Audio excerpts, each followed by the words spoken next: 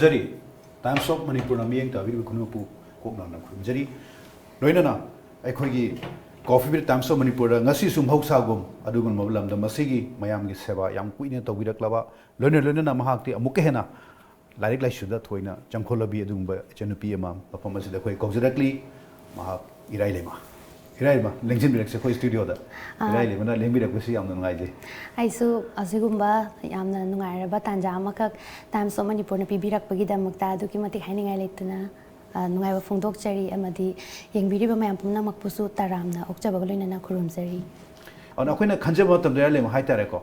Iraileima si saisu sa adu kangbo munadi madi khoi miss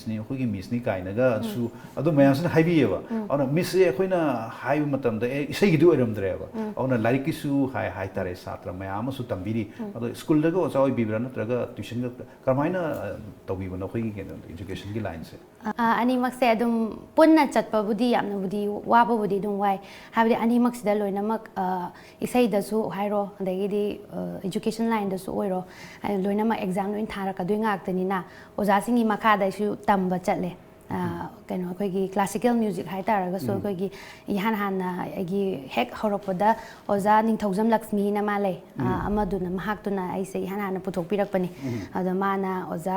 mathang jida sinam gopen na classical gi ojam le mana mongonda mu classical isai je mongonda makhata na tamdhana na ba na ngonda haire tamdara kana mongonda phajana khangna na bagi first year second year third year bisarat phokti magi makhada tammase na magi makhada tamme somna kanda muka light music ki oza Bishma na amale maduzu mu oza haziki oza Lakshmi harise mana muka unahala kanda khangna hale dumai matungda adugi matungduda matam isai adagi di akoigi chumnagi luhong khongdong ba satpa jaigya sakpa sankirtan gi ba isai punamak mayam singje dum oza Bishma na loi tak pireba adagi di nakalama romda na school gi oiba tawdaba yadamni educational qualification jawdaba yadamni na adum tuition chatpa ade pabung na adum anam matam da pabung leingi matam da adagi di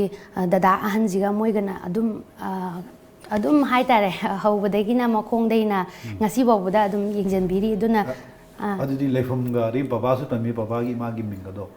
tan khamjeni mayam da pabung gi mingna Sougaijam Ibochauba on pabung leikidre aduga magi mingna Sougaijam Ongbijini Devi aduga leifamna Iroisemba mayai lekai dagni ado hujiki Iraileima na hajatare ko yamun ko Iraileima gi maming se dum tajareba ado makha tadringai da hujiki panthungwam gi seido mate khudana nambi hoi hongachari mayam babu su nungai ne hoi kero jantra gi yaujadre ko matem tangang jage lalla lalla lalla lalla lalla lalla lalla lalla yening ho yening chong lak le tha moi da yening leirang ho leirang sat le ba shant le kolda yening ho yening chong lak le tha moi da yening leirang ho leirang sat le ba shant le kolda Thamoye ning marakta lairang lainam yelak le Thamoye ning marakta lairang lainam yelak le malang humlakanu shapu akan ba nungsi lainam mangkini nungai manglan kai kini nungsi lainam mangkini nungai manglan kai kini yening ho yening chong lak le tha moi da yening leirang ho leirang sat le ba shant le kolda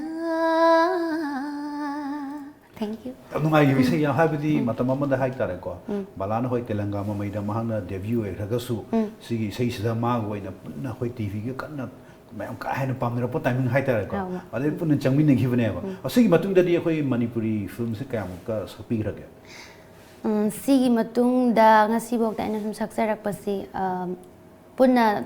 film kuntrani thoi mukti smaina saksare ꯍꯧꯖꯤꯛ ꯑꯗꯨꯝ ꯂꯦꯞꯇꯅ ꯑꯗꯨꯝ ꯁꯛꯄꯤꯔꯤꯀꯣ ꯑꯗꯨꯒ ꯍꯧꯖꯤꯛꯀꯤ ꯂꯝꯕꯤꯁꯦ ꯍꯥꯏꯇꯥꯔꯦꯀꯣ ꯂꯝꯕꯤꯁꯤ ꯏꯖꯨꯀꯦꯁꯟꯁꯨ ꯑꯃꯨꯛ ꯆꯪꯕꯅꯤꯅ ꯍꯥꯏꯕꯗꯤ ꯑꯉꯥꯡ ꯂꯥꯏꯔꯤꯛ ꯂꯥꯏꯁꯨ ꯇꯥꯛꯄꯤꯗꯅ ꯃꯤꯁ ꯑꯅ ꯃꯌꯥꯝꯅ ꯂꯣꯏꯅ ꯍꯥꯏꯕꯤꯕꯅꯤꯅ ꯑꯗꯨꯒ ꯁꯣꯝꯗꯁꯨ ꯏꯁꯩꯒꯁꯨ ꯑꯃꯨꯛ ꯀꯔꯤꯒꯨꯝꯕ ꯀꯥꯟꯗꯗꯤ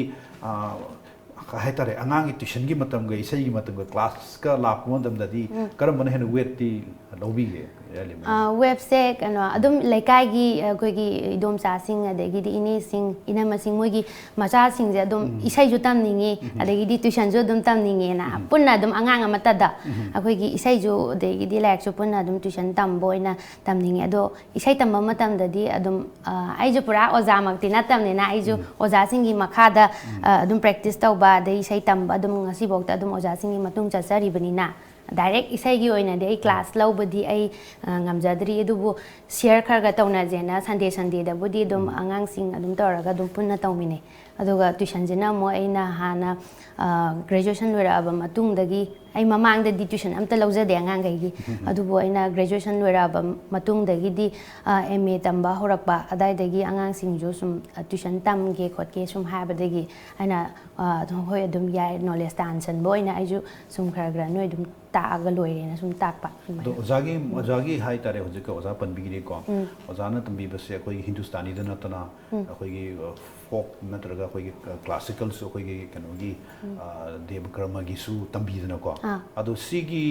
ꯀꯩꯅꯣꯁꯦ ꯍꯤꯟꯗꯨꯁꯇꯥꯅꯤꯗ MA ꯇꯧꯕꯤꯔꯦꯀꯣ ꯑꯗꯣ ꯁꯣꯝꯗ ꯑꯃꯨꯛ ꯅꯠ ꯁꯪꯀꯤꯔꯇꯟꯒ ꯇꯧꯕꯁꯦ ꯁꯤ ꯑꯗꯨꯝ ꯌꯥꯝꯅ ꯑꯦꯗꯖꯁ ꯇꯧꯕ ꯌꯥꯝꯅ ꯑꯦꯗaptationꯁꯤ ꯑꯗꯨꯝ ꯂꯥꯏꯅ ꯑꯗꯨꯝ ꯇꯧꯕꯤꯕ꯭ꯔꯥ ꯃꯁꯤ ꯈꯦꯠꯅꯕ ꯀꯌꯥꯝ ꯂꯩꯕꯤꯒꯦ ꯃꯁꯤꯕꯣ ꯑꯗꯣ ꯈꯦꯠꯅꯕꯒꯤꯗꯤ ꯏꯁꯩꯗꯨꯒꯤ ꯃꯥꯒꯤ ꯇꯣꯉꯥꯟꯕ ꯃꯥꯏ ꯄꯦꯇꯔꯟ ꯇꯣꯉꯥꯜꯂꯦꯀꯣ ꯑꯗꯨꯒ ꯁꯛꯄꯒꯤꯗꯤ ꯏꯁꯥꯗ ꯑꯗꯨꯝ ꯂꯩꯔꯦ ꯍꯥꯏꯇꯥꯔꯦ ꯑꯗꯩ ꯑꯣꯖꯥꯁꯤꯡꯅ ꯇꯥꯛꯄꯤꯔꯛꯄꯒꯤ ꯃꯇꯨꯡ ꯏꯟꯅ ꯌꯥꯝ ꯊꯋꯥꯏ ꯌꯥꯎꯅ ꯍꯣꯠꯅꯕ ꯇꯥꯔꯒꯗꯤ ꯂꯣꯏꯅꯃꯛ ꯁꯛꯄ ꯌꯥꯏꯅ ꯑꯗꯨꯝ ꯍꯥꯏꯖꯅꯤꯡꯉꯤ ꯑꯗꯣ ꯀꯅꯥꯒꯨꯝꯕ ꯈꯔꯅꯗꯤ ꯁꯨꯃꯥꯏꯅ ꯀ꯭ꯂꯥꯁꯤꯀꯦꯜ ꯁꯛꯎꯔꯒꯗꯤ ꯃꯇꯝ ꯏꯁꯩ ꯁꯛꯄ ꯃꯇꯝꯗ ꯈꯣꯟꯁꯦ ꯀꯟ ꯂꯥꯎꯋꯦ ꯍꯥꯏꯕ ꯑꯗꯒꯤꯗꯤ ꯑꯃꯨꯛ ꯑꯩꯈꯣꯏꯒꯤ ꯕꯥꯁꯣꯞꯀꯨꯝꯕ ꯁꯛꯄ ꯑꯗꯩ ꯅꯠꯀꯨꯝꯕ ꯌꯥꯝ ꯀꯟꯅ ꯁꯛꯎꯔꯒꯗꯤ ꯃꯇꯝ ꯏꯁꯩꯁꯤꯗ ꯈꯣꯟꯁꯦ ꯈꯔ ꯀꯟꯅ ꯁꯛꯑꯦ ꯍꯥꯏ ꯍꯣꯏ ꯑꯗꯨꯕꯨꯗꯤ ꯈꯤꯇꯪ ꯏꯟꯐ꯭ꯂꯨꯌꯦꯟꯁꯇꯣ ꯑꯗꯣꯝꯗ ꯁꯨꯝ ꯁꯛꯇꯅ ꯑꯗꯨꯝ ꯂꯩꯔꯨꯔꯒꯗꯤ ꯑꯗꯣꯝꯒꯤ ꯈꯤꯇꯪ ꯏꯟꯐ꯭ꯂꯨꯌꯦꯟꯁꯇꯣ ꯆꯪꯒꯦ ꯇꯧꯋꯦꯅ ꯍꯥꯏꯕꯩ ꯋꯥꯅꯤ ꯑꯗꯨꯕꯨ ꯐꯖꯅ ꯀꯟꯇ꯭ꯔꯣꯜ ꯇꯧꯔꯀꯥꯟꯗ ꯑꯩꯈꯣꯏꯅ ꯐꯖꯅ ꯁꯦꯟꯅꯔ ꯁꯛꯄ ꯇꯥꯔꯒꯗꯤ ꯂꯣꯏꯅꯃꯛ ꯑꯗꯨꯝ ꯉꯝꯅꯤꯅ ꯑꯩ ꯈꯟꯖꯩ ꯑꯗꯣ ꯍꯧꯖꯤꯛꯁꯨ ꯗꯦꯕ ꯀꯔꯃꯒꯤ ꯑꯗꯨꯝ ꯆꯠꯄꯤꯕ꯭ꯔꯥ ꯃꯌꯥꯝꯒꯤ ꯁꯦꯕꯥꯁꯦ ꯅꯠꯇ꯭ꯔꯒ ꯂꯥꯏꯠ ꯃ꯭ꯌꯨꯖꯤꯛꯇ ꯑꯣꯏꯅ ꯑꯗꯨꯝ ꯇꯧꯕꯤꯕ꯭ꯔꯥ ꯀꯃꯥꯏꯅ ꯍꯧꯖꯤꯛꯀꯤ ꯃꯇꯝꯁꯤꯗ ꯂꯥꯏꯠ ꯃ꯭ꯌꯨꯖꯤꯛꯁꯦ ꯑꯩꯈꯣꯏꯒꯤ ꯑꯣꯖꯥꯁꯤꯡ ꯑꯗꯩ ꯈꯪꯅꯕ ꯑꯗꯒꯤꯗꯤ ꯏꯆꯦꯆꯜ ꯁꯨꯝ ꯗꯗꯥ ꯍꯣꯏ ꯃꯌꯥꯝꯁꯤꯡꯅ ꯅꯨꯡꯁꯤꯕꯤꯗꯅ ꯁꯨꯝ ꯍꯥꯏꯔꯛꯄꯒꯤ ꯃꯔꯛꯇꯗꯤ ꯆꯠꯆꯩ ꯑꯗꯣ ꯌꯥꯝ ꯀꯟꯅ ꯌꯥꯝ ꯀꯨꯡꯅ ꯅꯨꯡꯇꯤꯒꯤ ꯆꯠꯄꯃꯛꯇꯤ ꯑꯣꯏꯖꯗ꯭ꯔꯦ ꯑꯗꯨꯒ ꯁꯪꯀꯤꯔꯇꯟꯒꯨꯝꯕ ꯑꯗꯨꯝ ꯁꯛꯄꯗꯤ ꯑꯗꯨꯝ ꯆꯠꯆꯔꯤ ꯑꯗꯣ ꯍꯧꯖꯤꯛꯀꯤ ꯍꯥꯏꯇꯥꯔꯦꯀꯣ ꯍꯟꯗꯛꯇꯁꯨ ꯃꯟꯗꯥꯀꯤꯅꯤꯒ ꯇꯧꯗꯅ ꯆꯠꯄꯤꯗꯅ ꯈꯣꯠꯄꯤꯗꯅ ꯁꯥꯔꯦ ꯀꯝꯄꯤꯇꯤꯁꯟ ꯃꯌꯥꯝ ꯂꯩꯅ ꯀꯝꯄꯤꯇꯤꯁꯟꯒꯤ ꯃꯇꯥꯡ ꯂꯥꯛꯆꯔꯤꯁꯤꯅ ꯀꯩꯒꯤꯅꯣ ꯍꯥꯏꯇꯥꯔꯗꯤ ꯏꯔꯥꯏꯂꯥꯏꯃꯒꯤꯗꯤ ꯄꯤꯛꯏꯉꯩꯗꯒꯤ ꯃꯅꯤꯄꯨꯔꯗ ꯇꯧꯔꯤꯕ ꯍꯥꯏꯇꯥꯔꯦꯀꯣ ꯏꯁꯩꯒꯤ ꯃꯔꯤ ꯂꯩꯅꯕ ꯄꯥꯡꯊꯣꯛꯏꯕ ꯀꯩꯅꯣ ꯃꯌꯥꯝꯁꯤꯡꯁꯦ ꯀꯝꯄꯤꯇꯤꯁꯟ ꯃꯌꯥꯝꯗ ꯐꯥꯔꯁ ꯅꯠꯇ꯭ꯔ ꯁꯦꯀꯦꯟ ꯏꯔꯥꯏꯂꯥꯏꯃ ꯑꯉꯥꯡ ꯑꯣꯏꯗꯒꯤ ꯑꯗꯨꯝ ꯇꯥꯔꯛꯑꯕꯅꯦꯕ ꯑꯗꯣ ꯈ꯭ꯋꯥꯏ ꯍꯥꯟꯅ ꯀꯝꯄꯤꯇꯤꯁꯟ ꯌꯥꯎꯕꯤꯈꯤꯕ ꯍꯥꯏꯇꯥꯔꯦꯀꯣ ꯀꯔꯝꯕ ꯆꯍꯤꯗꯒꯤ ꯑꯉꯥꯡ ꯑꯣꯏꯅ ꯌꯥꯎꯈ꯭ꯔꯦꯅ ꯇꯥꯖꯩ ꯑꯗꯣ ꯀꯔꯝꯕ ꯆꯍꯤ ꯅꯤꯡꯁꯤꯡꯕꯤꯕ꯭ꯔꯣ ꯑꯗꯨꯕꯨ ꯍꯥꯏꯐꯦꯠꯗꯤ ꯀꯩꯅꯣ ꯑꯩꯅ ꯀ꯭ꯂꯥꯁ 3 ꯀꯥꯔꯛꯄ ꯑꯗꯥꯏꯗ ꯍꯥꯏꯒꯗ꯭ꯔꯥ ꯑꯩꯅ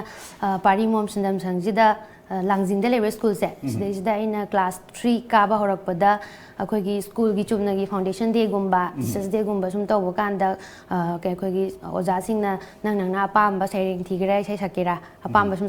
ꯇꯧꯅꯔꯛꯄ ꯃꯇꯝꯗ ꯑꯩꯁꯨ ꯏꯁꯩ ꯁꯛꯅꯤꯡꯉꯦꯅ ꯁꯨꯝ ꯀꯩꯅꯣ ꯁꯛꯑꯦ ꯑꯗꯨꯕꯨ ꯑꯍꯥꯟꯕꯗꯗꯤ ꯑꯩꯅ ꯁ꯭ꯀꯨꯜꯗ ꯏꯁꯩ ꯁꯛꯇ꯭ꯔꯤꯉꯩꯒꯤ ꯃꯥꯡꯑꯣꯏꯅꯅ ꯌꯨꯝꯗ ꯑꯩꯈꯣꯏꯒꯤ ꯊꯣꯡꯉꯥꯛ ꯂꯥꯏꯔꯦꯟꯕꯤ ꯑꯥꯔꯠꯁ ꯄꯔꯐꯣꯔꯃꯤꯡ ꯌꯨꯅꯤꯌꯟ ꯍꯥꯏꯅ ꯗ꯭ꯔꯃꯥꯒꯤ ꯒ꯭ꯔꯨꯞ ꯑꯃ ꯂꯩꯌꯦꯕ ꯃꯣꯏꯁꯤꯡꯁꯤꯅ ꯑꯩꯈꯣꯏꯒꯤ ꯌꯨꯝꯗ ꯑꯗꯨꯝ ꯗ꯭ꯔꯃꯥ ꯇꯝꯕ ꯑꯗꯒꯤꯗꯤ ꯑꯩꯒꯤ ꯍꯦꯛ ꯄꯣꯛꯄꯤꯕ ꯏꯃꯥ ꯏꯄꯥ ꯗ꯭ꯔꯃꯥ ꯇꯧꯕꯤꯔꯛꯄ꯭ꯔꯥ ꯕꯕꯥꯗꯤ ꯀꯩꯅꯣ ꯇꯧꯔꯛꯇꯦ ꯗ꯭ꯔꯃꯥꯕꯨꯗꯤ ꯇꯧꯔꯛꯄꯗꯤ ꯅꯠꯆꯗꯕ ꯄꯥꯕꯨꯡꯁꯤꯅ ꯄ꯭ꯔꯁꯤꯗꯦꯟꯠ ꯑꯣꯏꯕ ꯍꯥꯏꯇꯥꯔꯦ ꯍꯧꯖꯤꯛꯀꯤ ꯊꯣꯡꯉꯥꯛ ꯂꯥꯏꯔꯦꯝꯕꯤ ꯑꯥꯔꯠꯁ ꯄꯔꯐꯣꯔꯃꯤꯡ ꯌꯨꯅꯤꯌꯟꯁꯤꯒꯤ ꯄ꯭ꯔꯁꯤꯗꯦꯟꯠ ꯑꯣꯏꯕ ꯑꯗꯨꯒ ꯁꯤꯗꯩꯁꯤꯗ ꯃꯌꯥꯝꯁꯦ ꯑꯩꯈꯣꯏꯒꯤ ꯗ꯭ꯔꯃꯥ ꯇꯝꯕꯒ ꯂꯣꯏꯅꯅ ꯑꯩꯈꯣꯏꯒꯤ 13 ꯑꯥꯒꯁ ꯍꯥꯏꯇꯥꯔꯦ 1996ꯀꯤꯅꯤꯀꯣ ꯑꯩꯅ ꯍꯥꯏꯖꯗꯣꯏꯁꯦ 1996ꯁꯤꯗ ꯌꯨꯝꯁꯤꯗ ꯃꯣꯏ ꯃꯌꯥꯝ ꯗ꯭ꯔꯃꯥ ꯇꯝꯕꯒꯤ ꯂꯩꯔꯦ ꯗ꯭ꯔꯃꯥꯅ ꯗ꯭ꯔꯃꯥꯒꯤ ꯇꯣꯉꯥꯟꯕꯅꯤ ꯑꯗꯨꯕꯨ 13 ꯑꯥꯒꯁꯀꯤꯁꯤꯗꯤ ꯑꯩꯈꯣꯏ ꯑꯣꯄꯅꯤꯡ ꯁꯣꯡ ꯑꯗꯒꯤꯗꯤ ꯀ꯭ꯂꯣꯖꯤꯡ ꯁꯣꯡ ꯈꯔ ꯇꯝꯗꯕ ꯌꯥꯗꯦꯅ ꯍꯧꯖꯤꯛꯀꯤ ꯉꯁꯥꯏ ꯑꯩꯅ ꯄꯟꯖꯈꯤꯕ ꯑꯣꯖꯥ ꯅꯤꯡꯊꯧꯖꯝ ꯂꯛꯁꯃꯤꯁꯦ ꯃꯥꯁꯤꯅ ꯑꯩꯈꯣꯏꯒꯤ ꯗ꯭ꯔꯃꯥꯒꯤ ꯏꯁꯩ ꯁꯛꯄ ꯀꯂꯥꯀꯥꯔꯁꯤꯡꯗꯨꯒ ꯄꯨꯟꯅ ꯒ꯭ꯔꯨꯞ ꯁꯣꯡ ꯇꯝꯃꯦꯕ ꯒ꯭ꯔꯨꯞ ꯁꯣꯡ ꯇꯝꯕꯗꯨꯗ ꯃꯣꯏꯒꯤ ꯒ꯭ꯔꯨꯞ ꯁꯣꯡ ꯏꯁꯩꯁꯦ ꯁꯨꯝ ꯃꯄꯥꯟꯗ ꯁꯨꯝ ꯇꯝꯕꯁꯤꯗ ꯑꯩꯗꯤ ꯏꯃꯨꯡꯗ ꯁꯨꯝ ꯂꯥꯏꯔꯤꯛ ꯇꯧꯔꯒ ꯇꯤꯚꯤꯁꯨ ꯅꯥꯀꯟꯗ ꯊꯥꯏ ꯑꯗꯩ ꯑꯗꯨꯕꯨ ꯇꯤꯚꯤꯗꯨꯗ ꯌꯥꯝ ꯊꯋꯥꯏ ꯌꯥꯎꯁꯜꯂꯨꯗꯕꯤꯗ ꯑꯩꯈꯣꯏ ꯏꯁꯩꯗꯨꯗ ꯑꯣꯏꯅ ꯃꯨꯟꯅ ꯁꯨꯝ ꯇꯥꯔꯒ ꯏꯁꯩꯗꯣ ꯑꯣꯏꯅ ꯐꯥꯔꯦꯅ ꯄꯥꯕꯨꯡꯅꯁꯨ ꯍꯥꯏ ꯑꯩꯁꯨ ꯄꯤꯛꯏꯕꯅꯤꯅ ꯌꯥꯝ ꯀꯟꯅꯗꯤ ꯅꯤꯡꯁꯤꯡꯖꯗ꯭ꯔꯦ ꯑꯗꯣ ꯄꯥꯕꯨꯡꯅ ꯑꯗꯨ ꯏꯁꯩꯗꯣ ꯐꯥꯕꯗꯒꯤ ꯃꯥꯁꯦ ꯑꯩꯁꯦ ꯃꯄꯥꯟꯗ ꯄꯝꯃꯒ ꯊꯥꯡꯇꯣꯛꯑꯦ ꯏꯁꯩꯁꯦ ꯅꯪ ꯁꯛꯇꯕ ꯌꯥꯔꯣꯏ ꯅꯪ ꯏꯁꯩ ꯐꯥꯔꯝꯃꯤꯅꯦ ꯁꯤ ꯉꯥꯡꯁꯦꯅ ꯍꯥꯏꯔꯒ ꯊꯥꯡꯇꯣꯛꯑꯀꯥꯟꯗ ꯑꯣꯖꯥ ꯂꯛꯁꯃꯤꯁꯤꯗ ꯇꯥꯍꯜꯂꯦ ꯑꯝꯇ ꯇꯥꯍꯟꯁꯦꯅ ꯑꯗ ꯑꯩꯗꯤ ꯏꯀꯥꯏꯕꯅ ꯑꯍꯥꯟꯕꯗꯗꯤ ꯁꯛꯄ ꯉꯝꯗ꯭ꯔꯖꯥꯠꯅꯦꯕ ꯏꯀꯥꯏꯃꯟꯗꯅ ꯑꯗꯒꯤꯗꯤ ꯀꯩꯅꯣ ꯃꯌꯥꯝꯁꯤꯡꯁꯤꯅ ꯁꯛꯑꯣ ꯁꯛꯑꯣ ꯇꯥꯁꯤꯅ ꯇꯧꯕꯗꯒꯤ ꯅꯝꯗꯅ ꯁꯛꯄꯗꯒꯤ ꯁꯨꯔꯁꯦ ꯈꯔ ꯇꯥꯏ ꯈꯣꯠꯂꯤꯅꯦ ꯁꯤꯗꯤ ꯑꯗꯨꯗꯤ ꯍꯌꯦꯡꯕꯨ ꯍꯦꯛꯇ ꯁꯛꯍꯜꯂꯁꯤꯅꯦꯅ ꯑꯣꯖꯥ ꯂꯛꯁꯃꯤꯁꯤꯅ ꯍꯥꯏꯌꯦꯅ ꯍꯥꯏꯔꯦꯕ ꯑꯗꯨꯒ ꯅꯣꯡꯉꯥꯜꯂꯀꯥꯟꯁꯤꯗ ꯑꯩꯁꯦ ꯄꯨꯔꯥ ꯏꯁꯥꯁꯦ ꯄꯥꯈꯠꯄꯣꯏ ꯀꯔꯤꯕꯣꯏ ꯍꯦꯛꯇ ꯅꯤꯛꯇꯅ ꯄꯥꯈꯠꯂꯒ ꯈꯣꯟꯒꯁꯦ ꯅꯤꯛꯂꯤ ꯇꯧꯔꯒ ꯅꯣꯡꯉꯥꯜꯂꯀꯥꯟꯁꯤꯗ ꯑꯣꯄꯅꯤꯡꯁꯦ ꯃꯣꯏꯅ ꯅꯝꯗꯅ ꯑꯉꯥꯡꯅꯤꯅ ꯀꯩꯗꯧꯋꯦꯒꯦꯅ ꯑꯗꯨꯝ ꯇꯧꯔꯒ ꯄꯨꯊꯣꯛꯑꯒ ꯑꯗꯨꯝ ꯁꯛꯍꯟꯈ꯭ꯔꯦꯕ 1996ꯀꯤ 13 ꯑꯥꯒꯁꯁꯦ ꯁꯤꯒꯤ ꯅꯨꯃꯤꯠꯁꯤꯗ ꯑꯩꯒꯤ ꯄꯨꯟꯁꯤꯒꯤ ꯏꯍꯥꯟ ꯍꯥꯟꯅ ꯏꯁꯩ ꯁꯛꯄ ꯍꯧꯈꯤꯕꯅꯦꯕ ꯃꯌꯥꯝ ꯃꯥꯡꯗ ꯑꯗꯨꯒꯤ ꯃꯇꯨꯡꯗ ꯌꯨꯝꯗꯗꯤ ꯌꯥꯝ ꯁꯪꯒꯅꯤꯗ ꯃꯌꯥꯝ ꯃꯥꯡ ꯁꯛꯄ ꯌꯨꯝꯗꯕꯨꯗꯤ ꯑꯗꯨꯝ ꯉꯪꯕꯖꯥꯠꯅꯤ ꯑꯗꯨꯒ ꯀꯩꯅꯣ ꯍꯧꯖꯤꯛꯀꯤ ꯄꯥꯔꯤꯃꯣꯝ ꯇꯝꯃꯀꯥꯟꯁꯤꯗ ꯑꯩꯅ ꯍꯧꯖꯤꯛꯀꯤ 1996ꯁꯤꯗ ꯀ꯭ꯂꯥꯁ 1 ꯑꯗꯥꯏꯗ ꯀꯥꯔ ꯃꯥꯜꯂꯦ ꯑꯗꯨꯒ ꯐꯖꯅ ꯇꯝꯕ ꯍꯧꯗ꯭ꯔꯤꯉꯩꯁꯤꯗ ꯑꯩꯅ ꯀ꯭ꯂꯥꯁ 3 ꯀꯥꯔꯛꯄ ꯖꯥꯏꯁꯤꯗ ꯑꯃꯨꯛꯀ ꯀꯝꯄꯤꯇꯤꯁꯟ ꯑꯃ ꯑꯩꯈꯣꯏꯒꯤ ꯍꯦꯗ ꯃꯤꯁ ꯍꯥꯏꯇꯥꯔꯦ ꯄꯥꯔꯤꯃꯣꯝ ꯁꯤꯟꯅꯝꯁꯪꯁꯤꯒꯤ ꯍꯦꯗ ꯃꯤꯁꯇ꯭ꯔꯦꯁ ꯃꯦꯝꯆꯥ ꯀꯧꯋꯦꯀꯣ ꯑꯣꯖꯥ ꯃꯦꯝꯆꯥꯁꯤꯅ ꯑꯩꯈꯣꯏꯒꯤ ꯂꯝꯁꯥꯡꯗ ꯐꯣꯝ ꯊꯥꯏ ꯏꯁꯩꯒꯤ ꯀꯝꯄꯤꯇꯤꯁꯟ ꯑꯃ ꯌꯥꯎꯁꯜꯂꯨ ꯍꯥꯏꯅ ꯐꯣꯝꯁꯦ ꯄꯣꯔꯛꯄꯗꯒꯤ ꯑꯩꯁꯨ ꯏꯍꯥꯟ ꯍꯥꯟꯅ ꯌꯥꯎꯔꯒꯦꯅ ꯍꯧꯖꯤꯛꯀꯤ ꯑꯣꯖꯥ ꯂꯛꯁꯃꯤꯁꯤꯅ ꯇꯧꯔꯒ ꯇꯥꯟꯅꯔꯒ ꯑꯩꯁꯦ ꯌꯥꯎꯍꯜꯂꯦꯕ ꯌꯥꯎꯍꯜꯂꯀꯥꯟꯁꯤꯗ ꯎꯆꯤꯟꯅꯥ ꯆꯤꯟꯅꯥ ꯂꯥꯏꯕꯛ ꯐꯒꯕ ꯍꯥꯏꯒꯗ꯭ꯔꯥꯏꯍꯥꯟ ꯍꯥꯟꯕ ꯍꯦꯛ ꯌꯥꯎꯔꯛꯄꯗꯩꯗꯤ ꯁꯦꯀꯦꯟ ꯄꯣꯖꯤꯁꯟ ꯇꯥꯔꯛꯑꯦꯕ ꯑꯗꯨ ꯇꯥꯔꯛꯄꯗꯒꯤ ꯃꯁꯤ ꯉꯥꯡꯁꯤ ꯀꯩꯅꯣꯅꯦ ꯁꯨꯝ ꯐꯥꯒꯤꯗꯒꯤ ꯌꯥꯗꯣꯔ ꯃꯥꯜꯂꯦꯅ ꯑꯣꯖꯥꯁꯤꯅ ꯁꯨꯝ ꯍꯥꯏꯕꯤꯕ ꯑꯗꯒꯤ ꯃꯃꯥ ꯍꯣꯏ ꯄꯥꯕꯨꯡ ꯍꯣꯏꯁꯤꯅ ꯑꯃꯨꯛ ꯈꯪꯗꯦꯗ ꯇꯧꯗꯣꯏꯁꯦ ꯅꯣꯏꯅ ꯊꯣꯛꯄ ꯐꯒꯗꯕ ꯑꯗꯨꯝ ꯁꯤꯜꯂꯣ ꯑꯩꯈꯣꯏꯗꯤ ꯀꯩꯁꯨꯝꯇ ꯑꯥꯔꯠꯀꯤ ꯂꯝꯁꯤꯗ ꯀꯩꯝꯇ ꯈꯪꯕ ꯅꯠꯇꯦ ꯆꯨꯝꯅꯒꯤ ꯊꯣꯡꯉꯥꯛ ꯂꯥꯏꯔꯦꯝꯕꯤ ꯑꯥꯔꯠꯁ ꯄꯔꯐꯣꯔꯃꯤꯡꯁꯤꯗ ꯁꯨꯝ ꯆꯨꯝꯅ ꯄ꯭ꯔꯁꯤꯗꯦꯟ ꯑꯣꯏꯕ ꯋꯥ ꯈꯛꯇꯅꯤ ꯁꯤꯒꯤ ꯃꯔꯝꯗꯤ ꯅꯣꯏꯅ ꯈꯪꯒꯗꯕꯅꯦꯅ ꯄꯥꯕꯨꯡꯅ ꯍꯥꯏꯔꯕ ꯑꯗꯒꯤꯗꯤ ꯃꯊꯪ ꯁ꯭ꯇꯦꯠꯀꯤ ꯃꯌꯥꯝ ꯑꯃ ꯁꯛꯄꯤꯔꯦ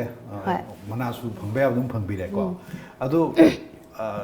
ꯁ꯭ꯇꯦꯠꯀꯤ ꯂꯦꯚꯦꯜꯗꯒꯤ ꯍꯥꯏꯇꯥꯔꯦ ꯍꯤꯟꯗꯨ ꯉꯁꯥꯏꯁꯤ ꯃꯊꯛꯇ ꯑꯩꯈꯣꯏꯅ ꯄꯟꯖꯈꯤꯕ ꯑꯩꯈꯣꯏ ꯍꯧꯖꯤꯛ ꯃꯊꯪ ꯇꯤꯚꯤ ꯆꯦꯅꯦꯜ ꯃꯌꯥꯝ ꯑꯃꯒꯤ ꯀꯝꯄꯤꯇꯤꯁꯟ ꯃꯌꯥꯝ ꯑꯃ ꯂꯩꯗꯅ ꯏꯁꯩꯒꯤ ꯁꯤ ꯄ꯭ꯔꯤꯄꯦꯔꯦꯁꯟꯗꯤ ꯇꯧꯕꯤꯒꯦꯅ ꯈꯟꯕꯤꯕ꯭ꯔꯥ ꯅꯠꯇ꯭ꯔꯒ ꯌꯥꯎꯒꯦ ꯀꯥꯏꯅ ꯈꯟꯕꯤꯕ꯭ꯔꯥ ꯄ꯭ꯔꯤꯄꯦꯔꯦꯁꯟ ꯀꯟꯅ ꯇꯧꯔꯦ ꯀꯥꯏꯁꯨ ꯇꯥꯖꯩ ꯃꯁꯤ ꯀꯌꯥꯝ ꯆꯨꯝꯖꯥꯠꯅꯣ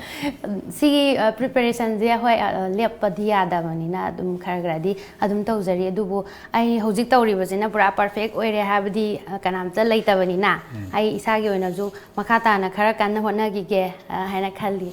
ꯆꯍꯤ ꯑꯃꯅꯤꯗꯤ ꯉꯥꯏꯕꯤꯒꯗꯧꯔꯤꯅꯦ ꯄ꯭ꯔꯦꯛꯇꯤꯁꯁꯦ ꯑꯗꯣ ꯍꯧꯖꯤꯛꯀꯤ 32+ ꯃꯅꯤꯄꯨꯔꯤ ꯏꯁꯩ ꯁꯛꯄꯤꯈ꯭ꯔꯦꯅꯀꯣ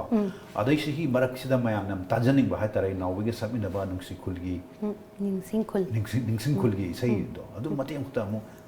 ꯃꯔꯛ ꯊꯠꯅ ꯉꯥꯡꯕꯤꯌꯨꯕ ꯍꯣꯏ ꯌꯥꯅꯤ ꯍꯪꯒꯠꯆꯔꯤ ꯉꯥꯡꯖꯒꯦ ꯃꯇꯦꯛ ꯑꯃꯈꯛꯇꯪ ꯉꯥꯡꯖꯒꯦ ꯑꯩꯒꯤ ꯅꯨꯡꯁꯤꯕꯕꯨ ꯎꯕꯤꯗ꯭ꯔꯕ ꯅꯪꯁꯦ ꯑꯩꯒꯤ ꯄꯨꯛꯅꯤꯡꯕꯨꯁꯨ ꯈꯪꯕꯤꯗ꯭ꯔꯕ ꯅꯪꯁꯦ ꯑꯩꯒꯤ ꯅꯨꯡꯁꯤꯕꯕꯨ ꯎꯕꯤꯗ꯭ꯔꯕ ꯅꯪꯁꯦ ꯑꯩꯒꯤ ꯄꯨꯛꯅꯤꯡꯕꯨꯁꯨ ꯈꯪꯕꯤꯗ꯭ꯔꯕ ꯅꯪꯁꯦ ꯀꯩꯗꯧꯕ ꯂꯥꯛꯄꯅꯣ ꯏꯅꯥꯛꯇ ꯀꯩꯗꯧꯉꯩ ꯑꯃꯨꯛ ꯍꯟꯈꯤꯅꯤ ꯑꯩꯒꯤ ꯅꯨꯡꯁꯤꯕꯕꯨ ꯎꯕꯤꯗ꯭ꯔꯕ ꯅꯪꯁꯦ ꯑꯩꯒꯤ ꯄꯨꯛꯅꯤꯡꯕꯨꯁꯨ ꯈꯪꯕꯤꯗ꯭ꯔꯕ ꯅꯪꯁꯦ ꯑꯗꯨꯅꯕꯨ ꯃꯌꯥꯝꯅ ꯄꯥꯝꯅꯕ ꯏꯁꯩ ꯑꯃ ꯑꯗꯨꯝ ꯑꯣꯏꯔꯤꯕꯅꯦ ꯑꯗꯣ ꯑꯩ ꯅꯥꯎꯕꯣꯏꯗꯧꯅ ꯍꯩꯔꯝꯃꯒꯗꯤ ꯑꯩꯁꯨ ꯁꯛꯆꯜꯂꯛꯀꯗꯕ ꯑꯗꯣ ꯏꯁꯩ ꯑꯩ ꯑꯃꯨꯛ ꯁꯣꯁꯤ ꯂꯦꯞꯈ꯭ꯔꯗꯕ ꯏꯁꯩ ꯍꯦꯛ ꯁꯛꯎꯔ ꯇꯥꯔꯗꯤ ꯑꯗꯣ ꯌꯥꯝ ꯅꯨꯡꯉꯥꯏꯖꯩ ꯏꯔꯥꯏꯂꯩꯃ ꯑꯩꯈꯣꯏ ꯑꯇꯦꯟꯕ ꯕ꯭ꯔꯦꯛ ꯑꯃꯈꯛꯇ ꯂꯧꯖꯒꯦꯀꯣ so viewers let's have a very short break will come back very soon Admission open.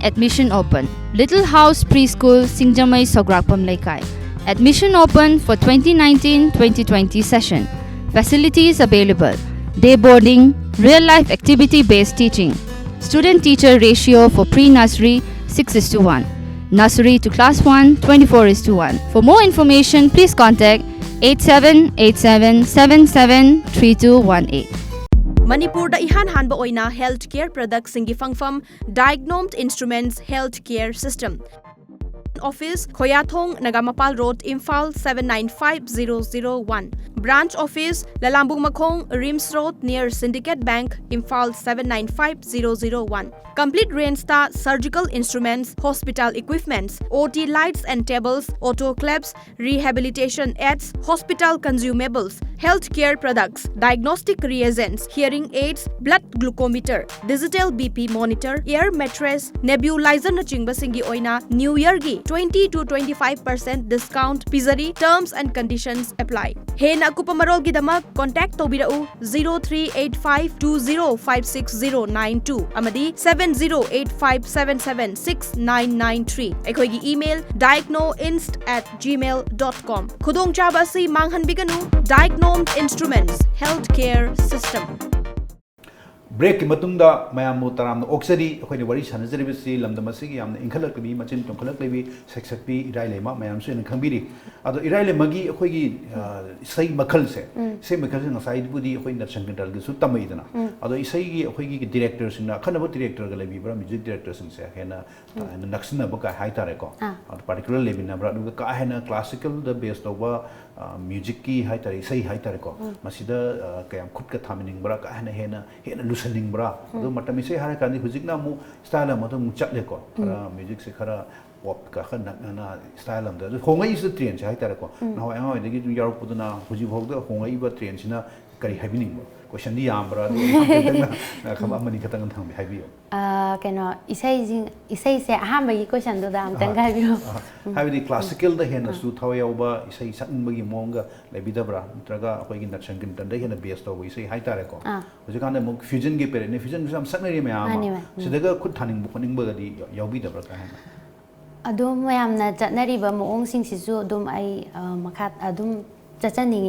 aduga koi gi classical da base tor kanda sakpa isai sisu ai yamna dum pamjai aduga nat sankirtan ga koi gi hoi nat ki type ta direct base tor kanda matam isai ga pulap sakmina bazidik yamna koi ga tare yam kungna di thengna jadi yam year oi ka aduna makhal makhal jing je dum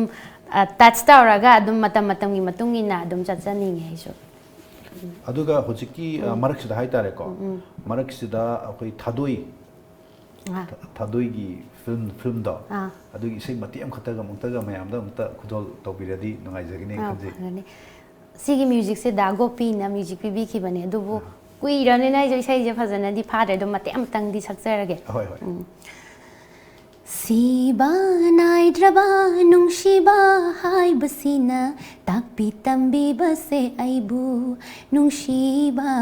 takpi tambi base aibu henana nungsire nungshiba nangbo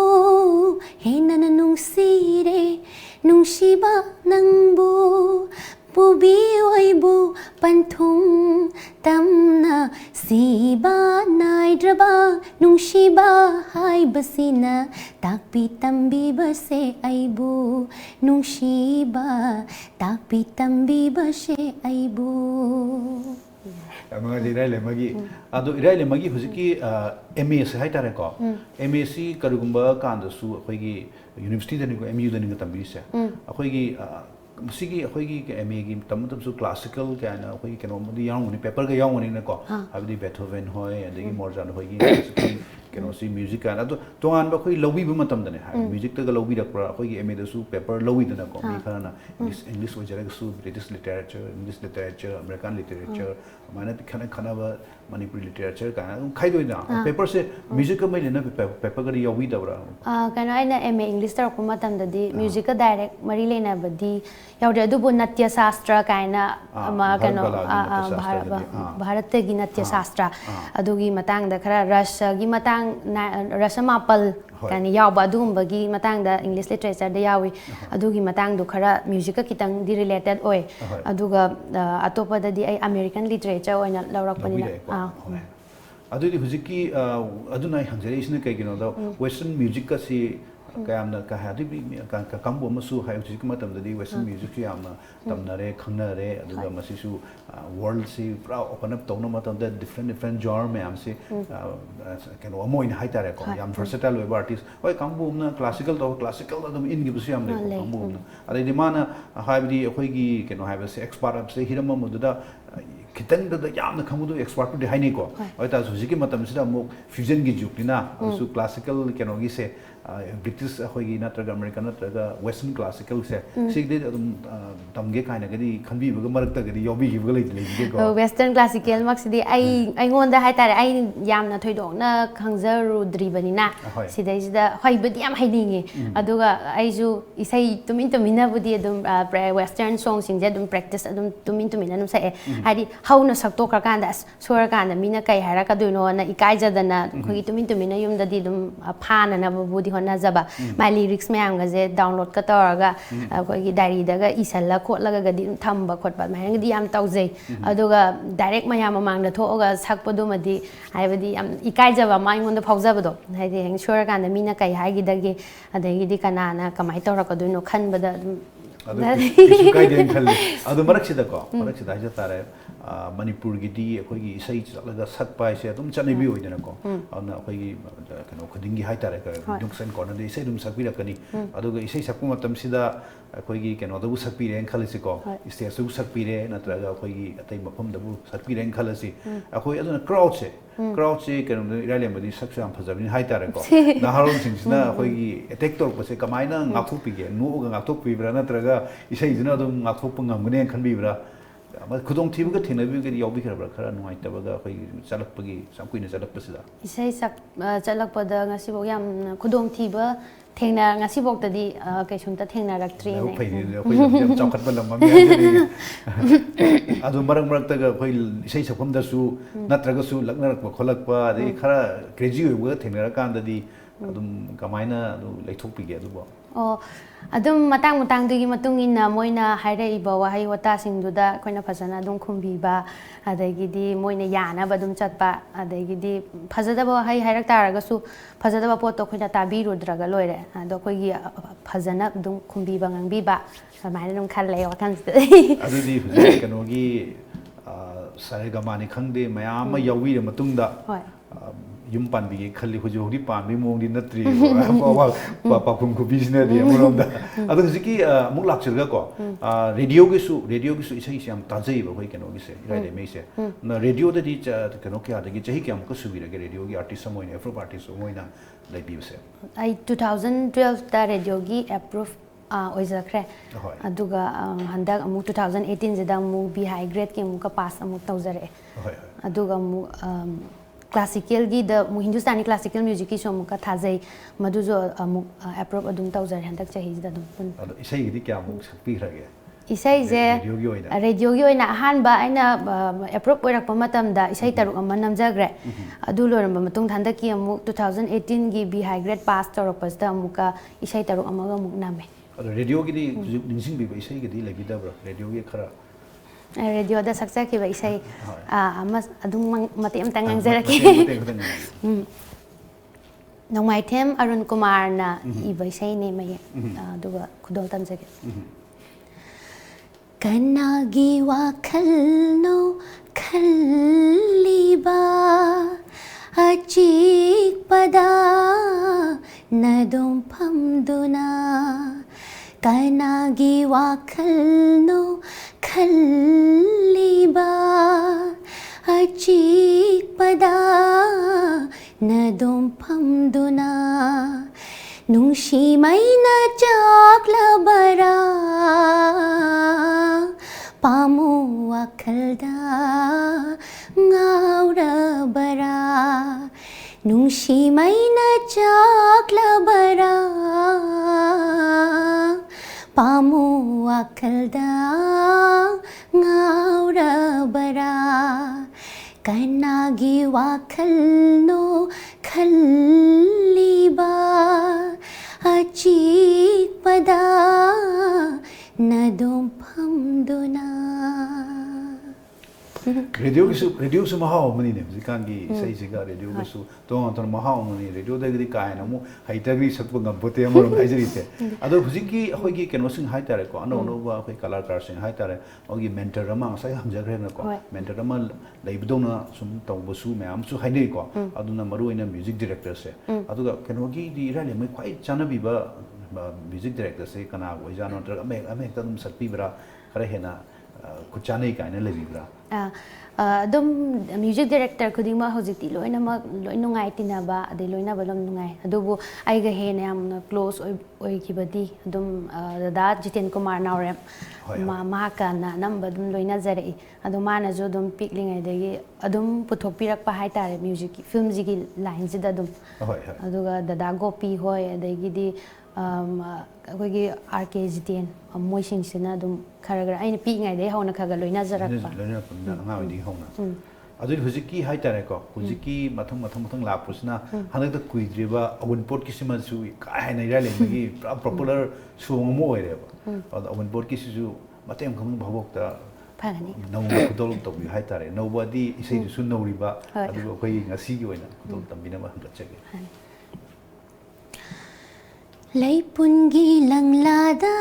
ꯂꯦꯡꯖꯔꯒꯦ ꯀꯨꯟꯗꯣ ꯂꯩꯔꯥꯡ ꯅꯪꯕꯨ ꯏꯈꯨꯠꯃꯛꯅ ꯂꯩꯈꯜ ꯆꯥꯅ ꯑꯣꯏꯌꯨꯅꯦ ꯅꯍꯥꯛꯅ ꯅꯤꯡꯉꯣꯜꯒꯤ ꯊꯋꯥꯏ ꯍꯨꯛꯆꯒꯦ ꯄꯥꯝꯃꯨ ꯃꯥꯒꯤ ꯉꯛꯁꯝꯗ ꯑꯉꯥꯎꯕ ꯊꯃꯣꯏꯗꯣ ꯄꯨꯟꯁꯤꯜꯂꯒꯦ ꯑꯩꯇꯒꯤ ꯑꯣꯏꯅ ꯏꯔꯥꯏꯂꯦꯝꯕꯒꯤ ꯑꯩꯈꯣꯏ ꯍꯥꯏꯇꯥꯔꯦꯀꯣ ꯏꯔꯥꯏꯂꯦꯝꯕꯒꯤ ꯈꯣꯟꯁꯤꯒ ꯑꯗꯨꯒ ꯏꯔꯥꯏꯂꯦꯝꯕꯒꯤ ꯃ꯭ꯌꯨꯖꯤꯛꯀꯤ ꯑꯩꯈꯣꯏꯒꯤ ꯏꯁꯩꯒꯤ ꯁꯩꯊꯦꯛ ꯍꯥꯏꯇꯥꯔꯦꯀꯣ ꯁꯩꯍꯦꯛ ꯈꯨꯁꯛꯁꯤ ꯑꯩꯈꯣꯏ ꯁꯥꯎꯠ ꯏꯟꯗꯤꯌꯥꯒꯤ ꯑꯩꯈꯣꯏ ꯍꯥꯏꯇꯥꯔꯦꯀꯣ ꯅꯨꯄꯤꯒꯤ ꯑꯩꯈꯣꯏꯒꯤ ꯃꯨꯚꯤ ꯌꯥꯝ ꯀꯟꯅ ꯐꯥꯎꯔꯤꯕ ꯃꯌꯥꯝ ꯍꯥꯏꯇꯥꯔꯦꯀꯣ ꯃꯣꯏꯒꯁꯨ ꯌꯥꯝ ꯅꯛꯅꯕ ꯆꯠꯄ ꯌꯥꯝꯅ ꯈꯣꯟ ꯅꯨꯡꯁꯤꯕ ꯍꯥꯏꯇꯥꯔꯦꯀꯣ ꯃꯣꯏꯒꯤꯗꯤ ꯌꯥꯝ ꯅꯨꯡꯁꯤꯕ ꯅꯨꯄꯤꯒꯤ ꯊꯣꯠ ꯅꯧꯕꯤ ꯍꯥꯏꯇꯥꯔꯦꯀꯣ ꯁꯤ ꯌꯥꯝꯅ ꯃꯌꯥꯝꯅ ꯄꯥꯝꯅꯅ ꯆꯠꯅꯩꯗꯅ ꯁꯥꯎꯠ ꯏꯟꯗꯤꯌꯥꯒꯤ ꯑꯗꯨꯅ ꯐ꯭ꯌꯨꯆꯔꯁꯤꯗ ꯑꯩꯈꯣꯏꯒꯤ ꯉꯁꯥꯏꯕꯨꯗꯤ ꯑꯩꯈꯣꯏ ꯀꯝꯄꯤꯇꯤꯁꯟ ꯃꯌꯥꯝ ꯑꯃꯁꯨ ꯇꯧꯒꯦ ꯍꯥꯏꯅꯗꯤ ꯑꯗꯨꯝ ꯂꯦꯞꯄꯤꯔꯤꯗꯅ ꯑꯗꯣ ꯀꯔꯤ ꯑꯣꯏꯅ ꯍꯥꯏꯕꯗꯤ ꯏꯖꯨꯀꯦꯁꯟꯒꯤ ꯂꯥꯏꯟꯁꯨ ꯐꯔꯤꯕꯅꯤꯅ ꯑꯗꯨꯝ ꯄꯨꯟꯅ ꯑꯗꯨꯝ ꯆꯠꯃꯤꯟꯅꯒꯦꯅ ꯈꯟꯕꯤꯕ꯭ꯔꯥ ꯅꯠꯇ꯭ꯔꯒ ꯐ꯭ꯌꯨꯆꯔꯁꯤ ꯄꯨꯔꯥ ꯑꯩꯗꯤ ꯀꯩꯅꯣꯁꯤꯗ ꯏꯁꯩꯁꯤꯗ ꯅꯠꯇ꯭ꯔꯒ म्यूजिकꯁꯤꯗ ꯇꯣꯇꯦꯂꯤ ꯗꯦꯗꯤꯀꯦꯠ ꯇꯧꯔꯒꯦꯅ ꯈꯟꯕꯤꯕ꯭ꯔꯥ ꯅꯠꯇ꯭ꯔꯒ ꯑꯣꯖꯥ ꯑꯃꯁꯨ ꯑꯣꯏꯔꯒ ꯏꯁꯩꯁꯨ ꯄꯨꯟꯅ ꯀꯃꯥꯏꯅ ꯌꯦꯡꯕꯤꯒꯦ ꯉꯁꯥꯏꯒꯤ ꯐ꯭ꯌꯨꯆꯔ ꯉꯁꯤ 5 years down the line ꯉꯁꯤꯗꯒꯤ 5ꯒꯤ ꯃꯇꯨꯡꯗꯒ ꯀꯔꯤ ꯄ꯭ꯂꯥꯟ ꯇꯧꯕꯤꯒꯦ ꯀꯥꯏꯅ ꯈꯟꯕꯤꯕꯗꯣ ꯑꯩꯅ ꯈꯟꯖꯕꯗ ꯍꯧꯖꯤꯛ ꯐꯥꯎꯕꯗ ꯑꯩꯅ ꯈꯟꯖꯔꯤꯁꯦ ꯑꯩꯅ MA ꯃ꯭ꯌꯨꯖꯤꯛ ꯍꯦꯛ ꯂꯣꯏꯔꯛꯄ ꯃꯇꯝꯗꯒꯤꯗꯤ ꯑꯩꯅ ꯃ꯭ꯌꯨꯖꯤꯛꯁꯤꯗ ꯑꯗꯨꯝ ꯈꯣꯡꯁꯦ ꯊꯥꯡꯖꯜꯂꯀꯥꯟꯗ ꯑꯩꯅ PhD ꯇꯧꯕꯁꯦ ꯃ꯭ꯌꯨꯖꯤꯛꯁꯤꯗ ꯑꯣꯏꯅ ꯇꯧꯒꯦꯅꯗꯤ ꯈꯟꯖꯈꯤꯕꯅꯤ ꯑꯗꯨꯕꯨ ꯍꯧꯖꯤꯛ ꯐꯥꯎꯕꯒꯤ ꯑꯣꯏꯅꯗꯤ PhDꯁꯦ ꯀꯧꯔꯛꯇ꯭ꯔꯤꯕꯒꯤ ꯍꯥꯏꯇꯥꯔꯦ ꯑꯩꯅ ꯀꯩꯅꯣꯁꯤ MA ꯃ꯭ꯌꯨꯖꯤꯛꯁꯤꯗ ꯃ꯭ꯌꯨꯖꯤꯛꯁꯤꯗ ꯂꯣꯏꯔꯒ ꯑꯃꯨꯛ PhD ꯃꯈꯥ ꯇꯝ ꯑꯗꯨꯝ ꯁꯥꯏꯗ ꯂꯩꯕ꯭ꯔꯥ ꯑꯗꯨꯕꯨ ꯑꯩꯈꯣꯏ ꯕꯣꯝꯕꯦ ꯌꯨꯅꯤꯚꯔꯁꯤꯇꯤꯗꯒꯤꯗꯤ ꯑꯗꯨꯝ ꯂꯩꯌꯦꯕ ꯑꯩꯈꯣꯏꯒꯤ ꯏꯃꯥꯟꯅꯕ ꯃꯌꯥꯝꯁꯨ PhDꯒ ꯇꯧꯕꯒꯁꯨ ꯑꯗꯨꯝ ꯂꯩꯌꯦꯕ ꯑꯩꯈꯣꯏꯒꯤ ꯌꯨꯅꯤꯚꯔꯁꯤꯇꯤꯁꯨ ꯂꯩꯕ꯭ꯔꯥ ꯀꯜꯆꯔꯒ ꯂꯩꯔꯕꯅꯤꯅ PhD ꯇꯧꯕ ꯌꯥꯕꯒꯤ ꯈꯨꯗꯣꯡꯆꯥꯕꯒ ꯂꯩꯕ꯭ꯔꯥ ꯅꯠꯇ꯭ꯔꯒ ꯀꯩ ꯂꯝ ꯇꯧꯕꯤꯒꯗꯕꯅꯣ ꯀꯩꯅꯣ ꯇꯧꯕꯁꯦ ꯑꯩꯈꯣꯏ ꯃꯅꯤꯄꯨꯔꯗꯗꯤ ꯍꯧꯖꯤꯛꯃꯛꯀꯤ ꯑꯣꯏꯅꯗꯤ ꯌꯥꯗ꯭ꯔꯤ ꯀꯩꯒꯤꯅꯣ ꯍꯥꯏꯕꯗ ꯃꯅꯤꯄꯨꯔ ꯌꯨꯅꯤꯚꯔꯁꯤꯇꯤꯗꯁꯨ ꯍꯧꯖꯤꯛꯁꯦ ꯑꯩꯈꯣꯏꯒꯤ BA ꯃ꯭ꯌꯨꯖꯤꯛ ꯍꯥꯏꯇꯥꯔꯦ ꯁꯤ ꯍꯥꯡꯕꯗ ꯉꯥꯏꯔꯤꯕꯅꯤꯅ MA ꯃ꯭ꯌꯨꯖꯤꯛꯁꯨ ꯆꯍꯤ 1-2ꯁꯤꯒꯤ ꯃꯅꯨꯡꯗ ꯍꯥꯡꯉꯛꯑꯅꯤ ꯍꯥꯏꯅ ꯄ꯭ꯔꯣꯁꯦꯁꯄꯨꯗꯤ ꯂꯣꯏꯔꯦꯕꯨꯗꯤ ꯍꯥꯏꯅꯩ ꯑꯗꯨꯕꯨ ꯍꯧꯖꯤꯛꯃꯛꯀꯤ ꯑꯣꯏꯅꯗꯤ ꯗꯥꯏꯔꯦꯛ ꯑꯣꯄꯟ ꯇꯧꯗ꯭ꯔꯤꯕꯅꯤꯅ ꯇꯧꯒꯦ ꯍꯥꯏꯇꯥꯔꯒꯗꯤ ꯗꯦꯜꯂꯤ ꯌꯨꯅꯤꯚꯔꯁꯤꯇꯤꯗ ꯇꯧꯕ ꯑꯃ ꯅꯠꯇ꯭ꯔꯒꯅ ꯑꯩꯈꯣꯏꯒꯤ ꯔꯕꯤꯟꯗ꯭ꯔ ꯚꯥꯔꯇꯤꯁꯤꯗ ꯀꯣꯜꯀꯇꯥꯁꯤꯗ ꯇꯧꯕ ꯑꯃ ꯑꯁꯤ ꯁꯨꯃꯥꯏꯅ ꯁꯤꯒꯤ ꯃꯅꯨꯡꯁꯤꯗ ꯑꯩꯁꯨ ꯈꯜꯂꯒ ꯑꯃ ꯇꯧꯖꯒꯦꯅꯗꯤ ꯈꯟꯖꯕꯅꯤ ꯌꯥꯝ ꯊꯥꯒꯠꯆꯔꯤ ꯏꯔꯥꯏꯂꯦꯝꯕꯅ ꯉꯁꯤ ꯂꯦꯡꯕꯤꯔꯛꯄꯁꯦ ꯑꯗꯨꯅ ꯈꯟꯕꯤꯔꯤꯕ ꯈꯨꯗꯤꯡꯃꯛ ꯍꯥꯏꯇꯥꯔꯦꯀꯣ ꯑꯦꯀꯥꯗꯃꯤꯀꯦꯂꯤ ꯑꯩꯈꯣꯏ म्यूजिकꯁꯤꯗ PhDꯒ ꯇꯧꯕꯤꯗꯅ ꯑꯗꯨ ꯄꯥꯛꯇꯤ ꯇꯥꯖꯗ꯭ꯔꯤꯀꯣ MAꯗ PhD ꯇꯧꯕꯒꯥꯏꯁꯦ ꯑꯃꯔꯣꯝꯗꯗꯤ ꯑꯗꯨꯅ ꯑꯍꯥꯟꯕ ꯑꯩꯈꯣꯏꯒꯤ ꯍꯥꯟꯅ ꯂꯩꯔꯝꯃꯒꯁꯨ ꯄꯥꯏꯅꯤꯌꯔꯁꯤꯡꯗꯨꯒꯤ ꯃꯔꯛꯇ ꯑꯃ ꯑꯣꯏꯕꯤꯌꯨ ꯑꯃꯁꯨꯡ ꯇꯧꯕꯤꯔꯛꯄ ꯈꯨꯗꯤꯡꯃꯛꯇ ꯏꯁꯩꯒꯤ ꯃꯔꯝꯁꯤꯗ ꯂꯥꯏꯔꯤꯛꯀꯤ ꯃꯔꯝꯁꯤꯗ ꯑꯩꯈꯣꯏꯅ ꯏꯁꯣꯔꯗ ꯃꯪꯒꯣꯜ ꯂꯩꯖꯔꯤ thank you very much for coming thank you ꯇꯣꯝꯕꯨꯁꯨ ꯑꯩꯅ ꯊꯥꯒꯠꯆꯔꯤ ꯃꯔꯝꯗꯤ ꯑꯩꯁꯨ ꯑꯍꯥꯟꯕ ꯑꯣꯏꯅ ꯃꯐꯝꯁꯤꯗ ꯃꯌꯥꯝ ꯃꯃꯥꯡꯗꯒꯤ ꯏꯟꯇꯔꯚ꯭ꯌꯨ ꯂꯧꯕꯒꯤ ꯑꯌꯥꯕ ꯄꯤꯕꯤꯕꯒꯤꯗꯃꯛꯇꯁꯨ ꯊꯥꯒꯠꯆꯔꯤ ꯇꯣꯝꯁꯦ ꯑꯁꯦꯡꯕꯒꯤ ꯑꯃꯨꯛ ꯍꯥꯏꯖꯔꯒꯗꯤ ꯃꯌꯥꯝꯗꯤ ꯈꯪꯕꯤꯔꯝꯃꯤꯁꯦ ꯇꯥꯇꯥ ꯁ꯭ꯀꯥꯏꯗ ꯐꯪꯕꯤꯒꯅꯤ 1973ꯗꯀꯣ ꯑꯗꯨ ꯑꯩꯈꯣꯏ ꯄ꯭ꯔꯥꯏꯚꯦꯠ ꯁꯦꯇꯦꯂꯥꯏꯠ ꯆꯦꯅꯦꯜꯅꯤ ꯑꯍꯥꯟꯕ ꯍꯥꯏꯖ ꯇꯥꯔꯦ ꯃꯅꯤꯄꯨꯔꯗꯒꯤ ꯄꯨꯊꯣꯛꯆꯔꯤꯁꯦ thank you very much for coming once again ꯑꯗꯨ viewers ngasi akhoi yamna nungaijari se yamna ingkhalakpi naha oirebi akhoi manipurda kalaga aduga lairika se akhoi chanchana de kala di akhoi music ni khangde aduga film ni khangde artist ni khangdi chanchana de hajaraga su ngasi de akhoi ichanupi keno gumba na irale mu thopirak tuna asigumba hanagi tradition se thukai tuna masidi larik su haigadam ni haidana tawba se akhoi khangjabada akhoi aduki mati nungaijai aduna mathang su hayeng su yengbiu Times of Manipur, aduga coffee su dena akoi puna jemini. Thank you very much.